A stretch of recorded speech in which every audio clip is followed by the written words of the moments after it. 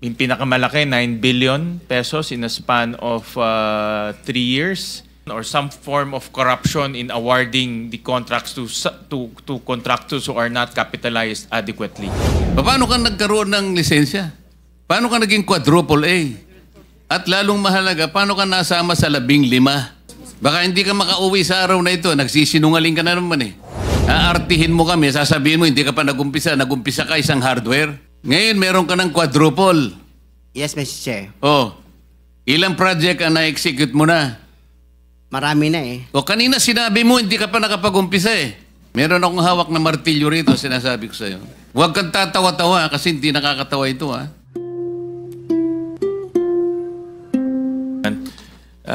Let me direct my questions to the good secretary.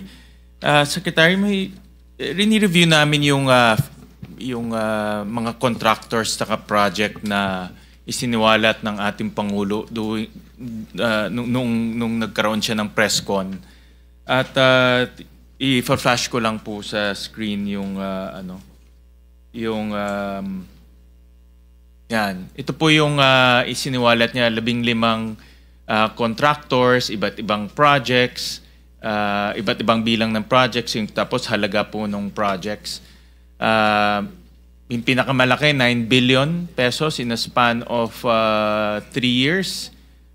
Pinakamaliit, 4.5 billion pesos in a span of 3 years.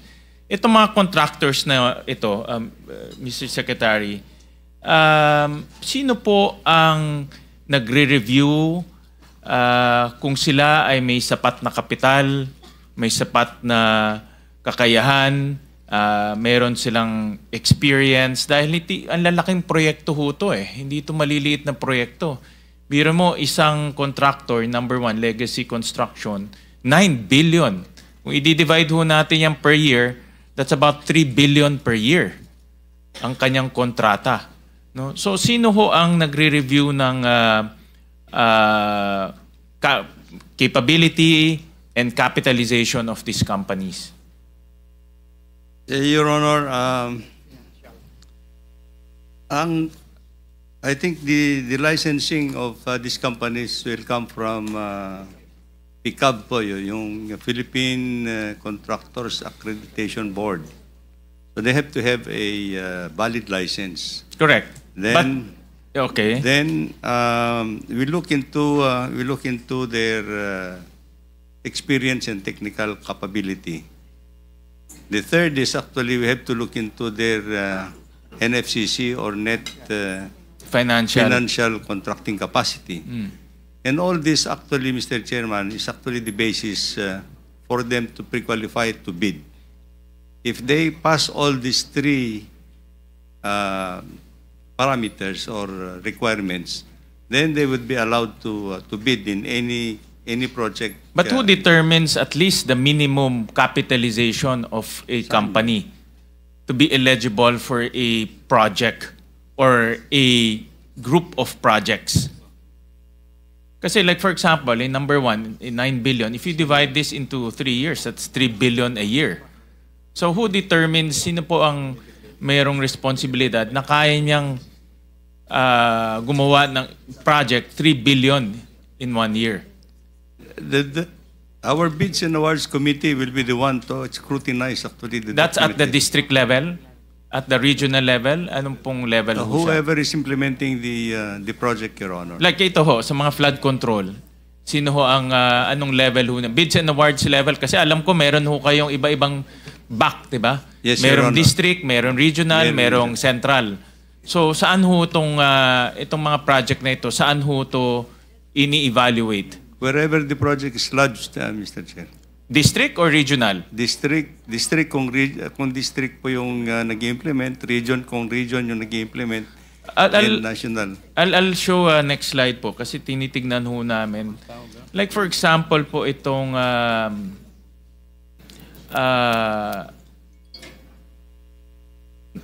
oops, nawala. Nakikita niyo ba ho? Yan. Yung number 4 po, no? Which is QM Builders. Ang kanyang contract is 7.3 billion. Pero ang kanyang capitalization is 1.2 million.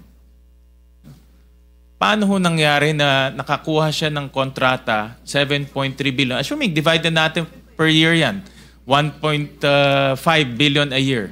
Ang kanyang capitalization is 1.2 million. In number 7 po, yung Centerway, ang kanyang capitalization is 45 million. Ang kanyang kontrata is 5.1 billion. Yung 999, ang kanyang capitalization 90 million, ang kanyang kontrata is 3.9. Yung Wawo, kanina pinapag-usapan natin, Wawo Builders, capitalization 50 billion, kontrata niya is 4.2 billion. Yung MG sa Median, capitalization 250,000. Ang project niya 5 billion. Although si MG sa Median, meron din ho siyang sole proprietorship na 1.3 billion. Dalawa yung kanyang kumpanya. Next slide, papakita ko ho sa inyo itong QM Builders. Tinignan ho namin yung kanyang financial statements. From start to end, no, from 800,000 all the way to 2,000. Ang kanyang, next slide. Yung kanyang financials, ito po. Yung kanyang kinikita, pakita natin. Yan. From 2015 to 2024, revenue is 0. Gross profit is 0. Net income, lugi ho lahat.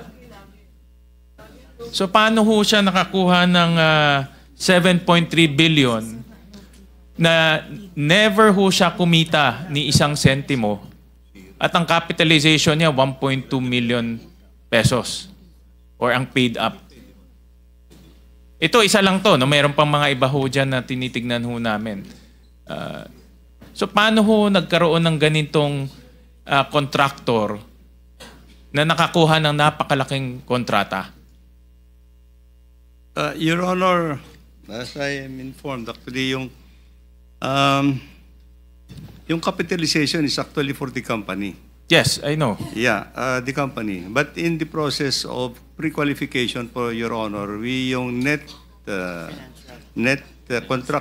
financial contracting capacity is based on a Current assets minus current liabilities audited- times 10. audited Kung, by- kung negative yung kanyang yung capitalization niya, common sense man ho eh. Balik tayo. Balik din sa slide before. Kung ang capitalization niya hindi, yung kanina.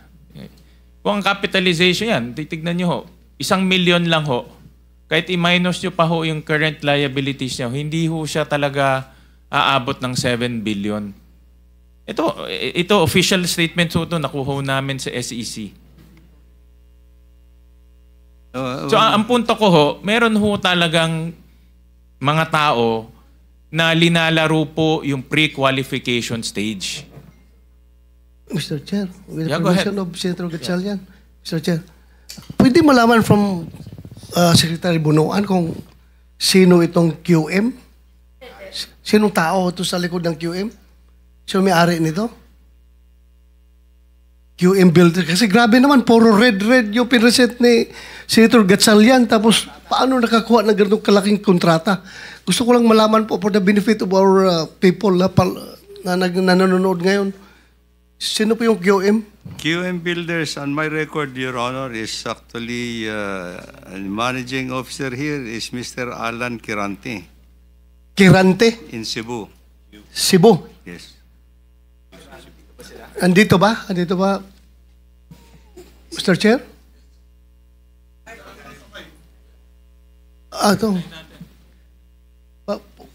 Can we invite him, Mr. Chair? Mr. Chair? Paupuin natin? Tanungin natin? Can the referred representative come over, please? So, I think Senator Bato is willing to ask a few questions from your company.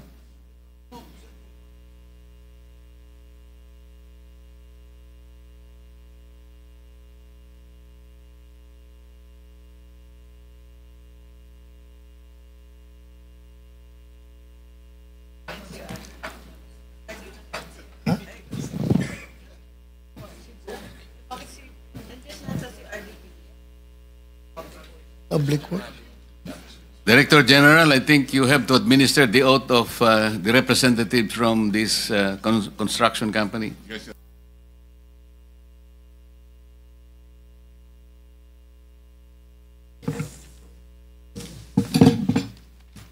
Tumayo ka, Mr. Kirante. Kirante? Yes, Mr. Chair.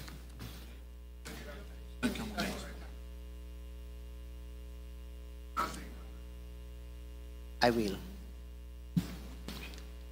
Mr. Chair, with the permission of Senator Gatchalian again. Yes, go ahead. Yeah, Mr. Kirante, ikaw bang may-ari nitong QM Builders na kumpanya?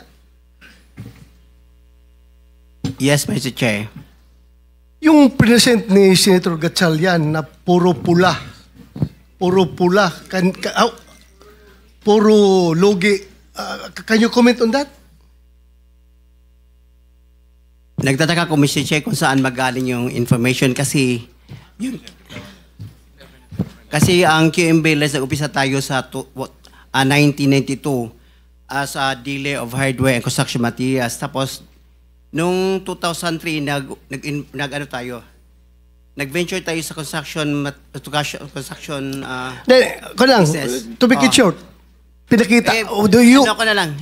Totoo ba yung sinabi ni Senator Gatchalian? Hindi, totoo yan. So, hindi totoo? Galing ho to sa SEC. Is easy yan, ang record. Hindi kasi yung totoo lang, sorry, to make it short, yung QM Builders quadruple A at tayo eh. So anong corporation po ang gamit nyo? Kasi ito po, hindi naman namin to inimbento, kinuha namin sa Baka SEC. siguro yung ano yan. Sa Kasi GIS nyo ito eh. Mr. Chair, siguro yung nakuha niyo sa hardware namin, hindi sa construction. Kasi yung hardware namin, Mr. Chair, parehal yung pangalan. QM Builders yung isa, construction supply, at saka yung isa, QM Builders construction talaga. Isabit nyo na lang ho sa amin yung dalawang corporation ninyo. Yung sinasabi nyong construction company at ito yung, ewan ko kung ano ito, yung itong hardware ho ninyo. Submit nyo ho sa amin lahat ng dokumento ho ninyo. Yes, Mr. Chair. Chairman, may just add, FS po, financial statements, audited financial statements submitted to the BIR every year. Yan po, Mr. Chairman. Mr. Chair, dalang-dala ko ngayon. Mr. Kirante, please submit the financial statement of whichever. Ibig mo sabihin, dalawang QM Builders Inc. ang ginamit mo, dalawang pangalan, dalawang kumpanya. Ganun ba yun? Ang nakalagay first, yung QM Builders na nag-umpisa kami sa 1992, isang hardware yon. Tapos ng 2003, nag-venture kami ng another business, yung construction, QM Builders, construction na yon. Bali, isang pangalan, dalawang klase ng business. Kaya nung 2024, naging quadruple A tayo.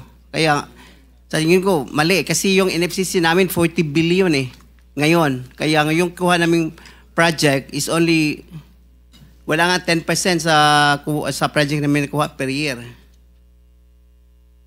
Pasabit na lang sa amin, Mr. Kirante, nung mga dokumento. Yes, Mr. Chair. Thank you, Senator Sherwin. That is why, with your presence today, I hope yung mga umiiwas ngayon na mga contractors na hindi pupunta dito will be inspired, will be motivated by your presence na nasagot mo na yun pala sa isang kumpanya mo. So, sana magsisipot sila. Yung mga absent ngayon, next hearing. Di ba? Hindi kita dinidemonize dito, ha? I am actually giving you the chance to present your side. Kaya dapat ganun din ang tingin ng ibang mga contractors na pinapatawag natin. Yun lang, Mr. Chair. Thank you, Senator Gatchalian. Thank you, Senator Bato. And Mr. Kirante, kayo po ang presidente nitong korporasyon. Yes, Mr. Chair. And kayo rin po ang naglagay ng kapital. Yes, Mr. Chair. Nakita ko sa inyong articles of incorporation, puro mga, mga anak nyo, kamag-anak, puro Kirante. Anak yon. Mga anak nyo po. Oh. Kasi baka i-clarify ko yan, baka yung nakita mo dyan, wala pang income yan kasi hindi pa transfer ng hindi pa incorporated yung yung QM, Mr. Chair. Ngayon, ang process pa yon, kaya walang kita eh. Hindi pa, mali pala kanina eh. Sorry. Pero mali pala kanina yung nakita ko. Ulitin natin. Anong pangalan nung inyong construction company na ginagamit sa DPWH? QM Builders. QM Builders Incorporated. QM Builders yun lang, Mr. Chair.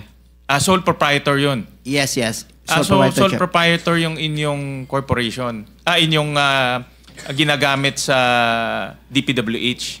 Yes, Mr. Chair. Kami lang nag-umpisa yung mag-asawa. Tapos yung anong pangalan ng hardware ninyo? QM Builders pa rin. QM Builders Incorporated na.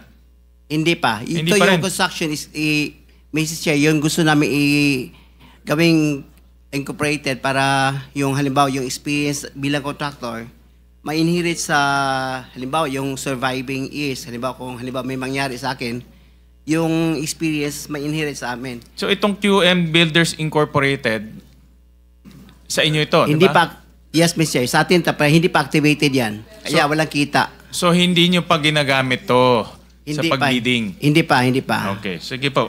Mr. Chair. Babalik po kay Secretary. Secretary, I'll just go back to yung slide kanina, yung mga may capitalization. Because sa PCAB, Mr. Secretary, if your project cost is 450 million and above, you should have a minimum net worth of about 1 billion pesos. 1 billion pesos. So ito po, binabangga ko lang dito sa slide. Kung meron kayong, kagaya ho ni itong Centerways at Wawo Builders, 5 billion and 4 billion, but ang kanilang capitalization is only 90 million pesos, 45 million pesos and 50 million pesos. But in the PCAB, kailangan at least 1 billion pesos yung kanilang net worth.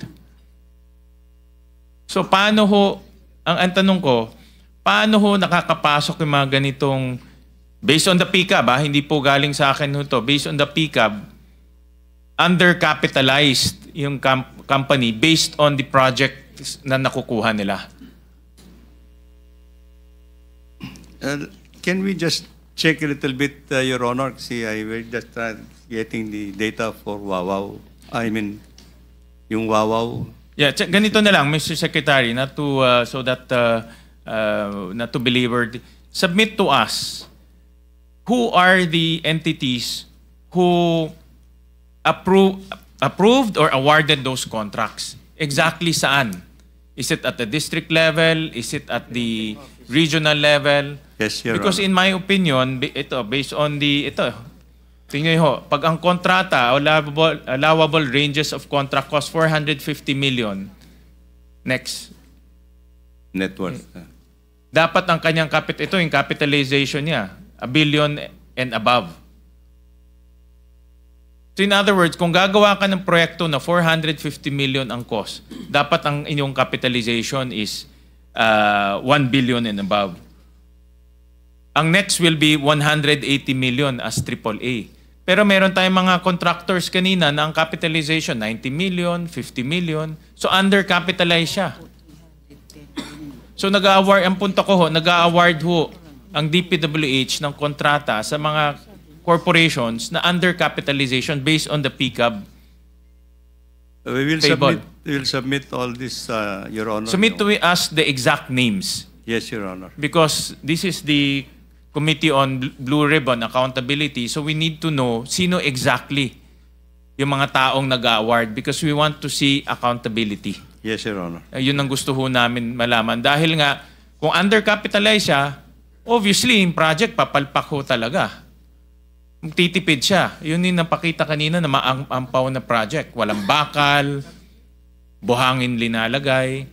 So we want to go to the root cause of why itong mga projects, why are these projects being substandard? And because the contractors are not capitalized adequately. Substandard rin yung mga contractors. We'll submit all this information and data, Your Honor, and I think we'll have also to submit actually the process of pre-qualification, Your Honor. Para Correct. We read the process of pre-qualification, but may nakakalusot ng mga ganito. Capitalization, 45 million, but you're undertaking 5.1 billion pesos in projects.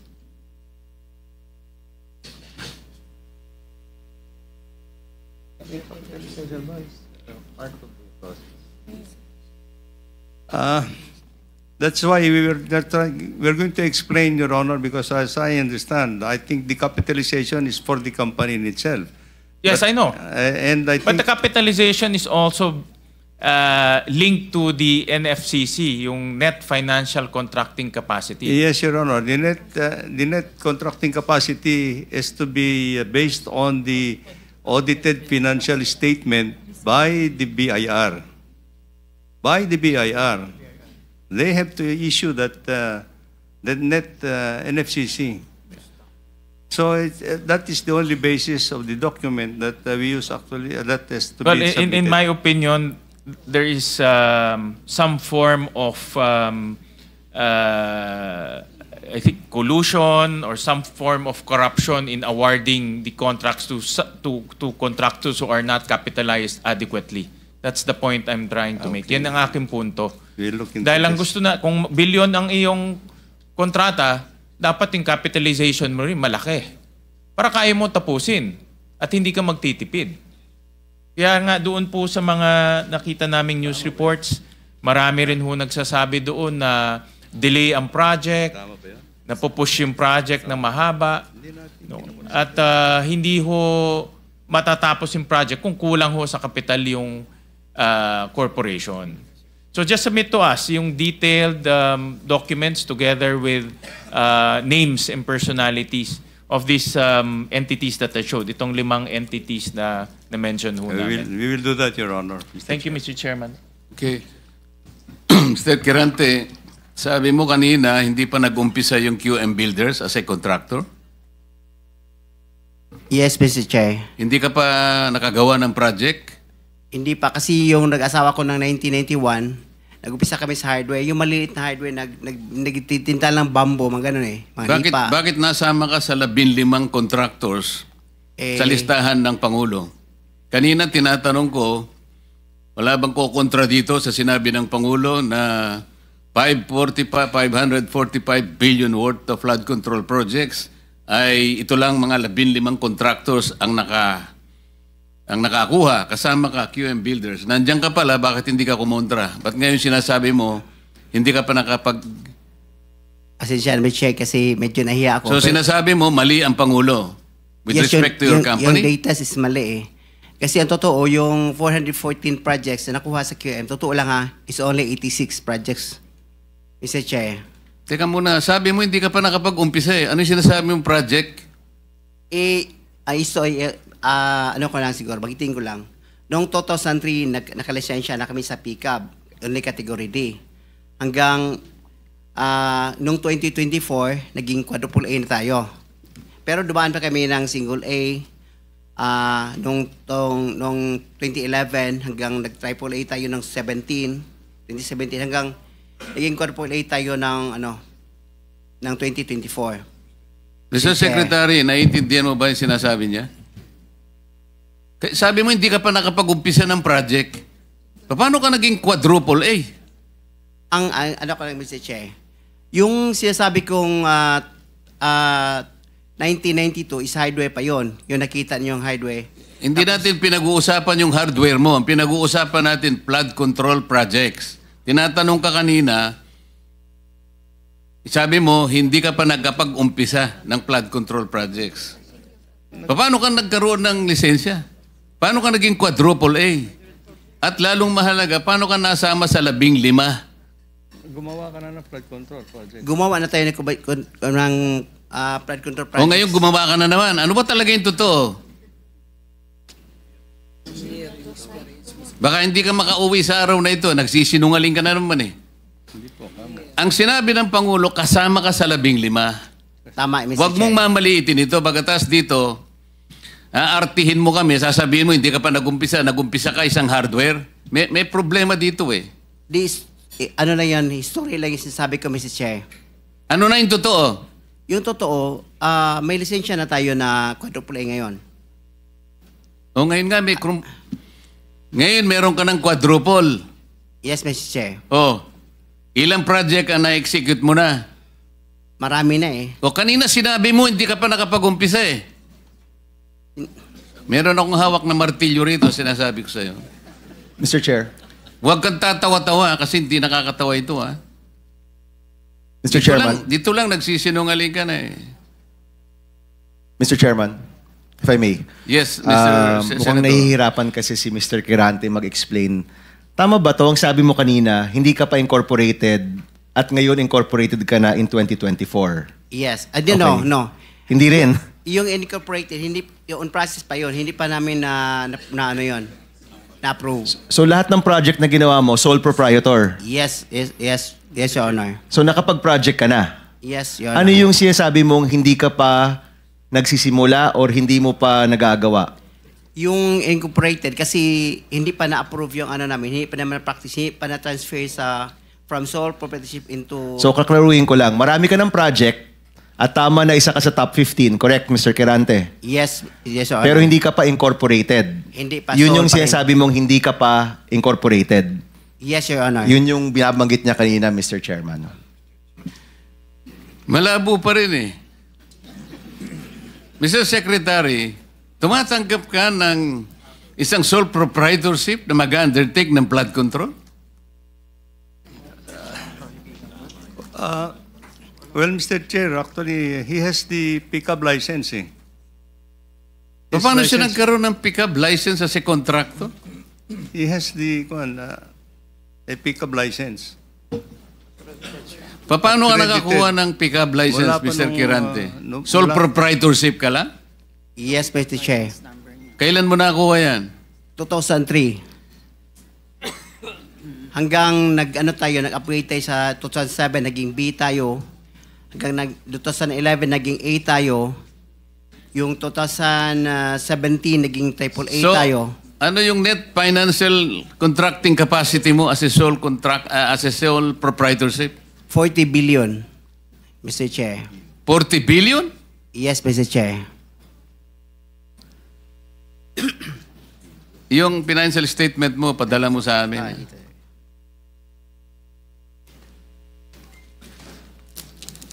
Mr. Chair, if I may. Mr. Chair. Teka muna, si Senator JB muna para matapos natin lahat. Quick lang para sa kanya. Kanino? Kay Randy. Habang hindi pa siya umalis. Naniniwala ka pa dyan? Naintindihan ko, Mr. Chair, dahil tingin ko, Bisaya ito, hirap mag-express ng sarili niya in Tagalog. Kaya, I would rather advise him na uminom ka ng tubig, mag-inhale ka, relax ka, at ang pagsalita mo, huwag mo masyadong bilisin. Naintindihan kita para tayo Bisaya. May difficulty in expressing yourself ka. Hindi ko kinakampihan, Mr. Chair, ha? Ang sinasabi niya, meron siyang 40 billion pesos. 40 billion. NFCC. 40 billion ang sinasabi niya. NFCC, Mr. Chair. Kaya nga, 40 billion pesos. Yes, Mr. Chair. Oh. Naniniwala ka, Mr. Senator? Ano yung NFTC, Mr. Chair? Hindi ko... Net? Net financial contracting capacity. Totoo, tinoon na, bay. Ha? Yeah. May 40 billion ka. Yes. Nakadeposito sa bangko na. Ano sa mga? Ay, Paano? hindi. Yung NFCC kinuha sa... Ano yan? Yen o pesos? Asset yan. Kasi yung NFCC, kinocompute ng times 15 yon, Mr. Chair. Halimbawa, may 1 billion ka sa bangko. Pwede ka sa 15 billion. So, halimbawa, may pera ka sa bangko na 2 billion, ibig sabihin, pwede ka sa 30 billion. Yan ang computation. Kaya tayo yung pera natin, kasama na yung mga assets, more than 2 billion. Kaya, i-multiply natin ng 15, abot ng 40 billion. Kaya kami monta at hanggang 40 billion. Mr. Chairman, Mr. Quirante, ito tinitignan. Ano yung 2015 na QM Builders Incorporated? Ina-apply namin dyan sa SEC, Pero Your Honor. 2015 pa siya. Pero hindi pa namin tina-transfer Transfer to? to sole proprietorship into incorporated. Hindi, ito incorporated na ito eh. This is a corporation. Kasi ang explanation ng bookkeeper natin, yung ano natin gahandol, yung experience ng from sole proprietorship, itatransfer muna sa Hindi, iba yung incorporated. experience, iba yung corporate entity. Incorporate entity is 2015 nandyan na siya. Pero sinasabi nyo, walang nangyayari. Wala nangyayari. In-apply Ang lang. ginagamit nyo since noon pa ay yung inyong sole proprietor. Yes, Your Diyan Honor. pumapasok inyong income, in other words. Yan rin ginagamit nyo pagbibid ng mga projects. Yes, Your Honor. Tama? Ganun pa? Ganun ba ho ang interpret? So, dalawang entity, yung sole proprietor at yung incorporation. Yes, Your Honor. Okay. Sabit nyo na lang ho sa amin yung mga dokumento na yan. Thank you, Mr. Chairman. Senator JB? Thank you, Mr. Chair.